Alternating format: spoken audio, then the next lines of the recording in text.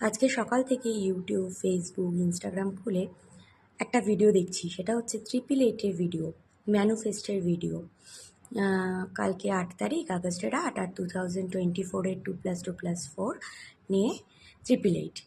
তো উইশটা যে ফুলফিল হবে, সবার উইশ কিন্তু ফুলফিল হবে না। তুমি একটা খারাপ উদ্দেশ্য নিয়ে উইশ করলে যে আমার 1 কোটি টাকা লটারি লেগে যাবে, আমার গাড়ি হয়ে যাবে, আমার বাড়ি হয়ে যাবে, তুমি প্রেজেন্ট টেন্সে লিখে দিলে একটা সাদা কাগজে, হয় না।